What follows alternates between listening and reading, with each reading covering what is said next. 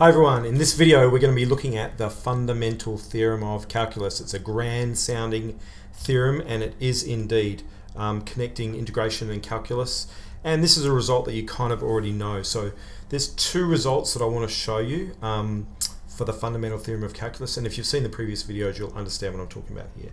So we are going to integrate a function of x between b and a, so this is a definite integral, and the fundamental theorem says that's f of b minus f of a. Notice I'm using capital F, and in this case here that big capital F function is an antiderivative of f of x, so we could write that.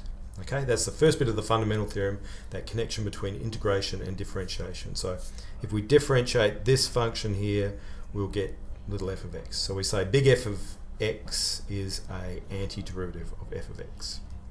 Okay, now as a result of that theorem as well, we have this result, kind of the idea of undoing a derivative by integrating. So if we do this, in fact it doesn't matter what we do here, let's just use t for a different variable, f of t dt. So if we do the integral of a function, substitute x in, and then we do the derivative, we're going to end up with just f of x, the original function back.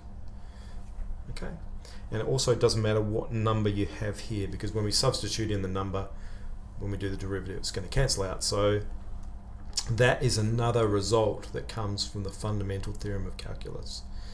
Now just a little sidelight, this might be a little bit advanced, but if we do the same thing, let's say we do the integral from x squared to a, f of t dt, then the answer will be f of x squared times 2x. So we could do the same thing, the answer would just be f of x squared, but also we need to look at the chain rule and keep that in mind, and also multiply by 2x on the end there, so the chain rule is all good. Let me show you a couple of examples on this. So on this one here, we've got the derivative of the integral, so you can go through the whole process here or quickly just see that the answer is going to be 1 plus x squared over 2. Done.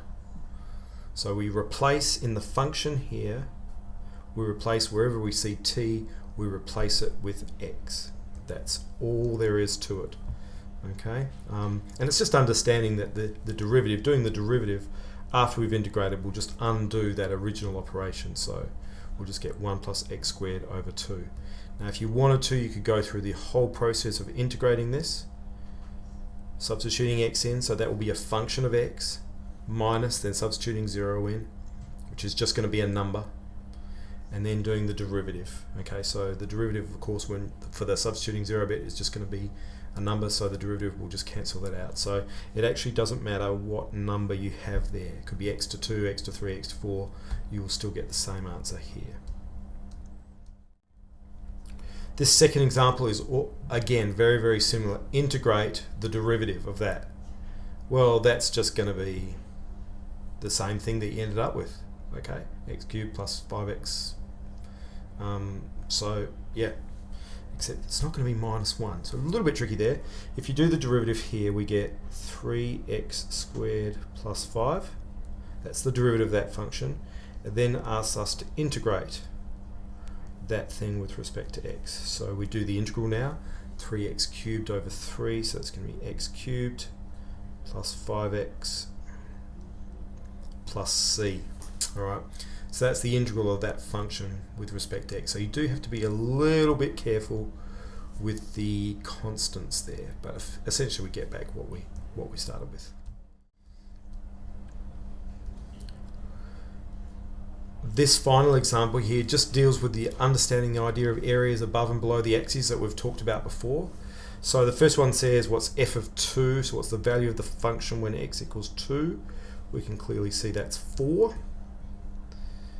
What is the value of the function at 7? So f of 7 says when we've got an x value of 7, what's the y value? And I can see that that is going to be -1. Okay, now the next bits are the interesting ones. What's the integral from 4 to 0 of this function? 4 to 0. Okay, let's look at this. Let's get rid of the other ones here. Okay, so that is from there to there. So we want that area. That's what that means. The integral from 4 to 0 is just the area underneath that curve there. So in this case, the straight line. So you can figure out whatever you like. You could count the boxes. It's a little bit tricky with this one here. So I don't know, guys, how you want to do this. We could say the area of that triangle there plus the area of this trapezium here. Because this line's sloping down at a nice -1 slope, you could actually do this pretty easily. So a half times the base times the height, that's going to be that area there. And the other area over here, we've got 1, 2, 3, 4, 5, and add those two halves on and we get 6 for that bit there. So that's 4 plus 6, so 10. The integral from 4 to 0 is 10. Just the area under the curve. What about the integral from 10 to 2? Okay.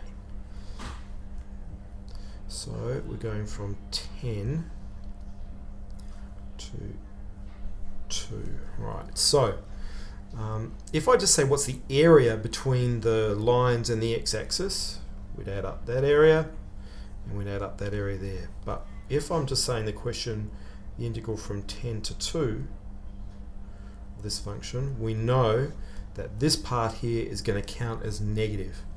This part here will count as positive. So the positive area first, we've got a half times the base times the height. Half times 4 times 4, that's going to be 8 units squared there. This bit down here, got 4, 5, 6. I can see that that is 6 units squared. Just counting the boxes, 1, 2, 3, 4, 5, and 2 halves, 6. So when we go to do the integral from 10 to 2, that bit there, here will count as -6. This will count as +8.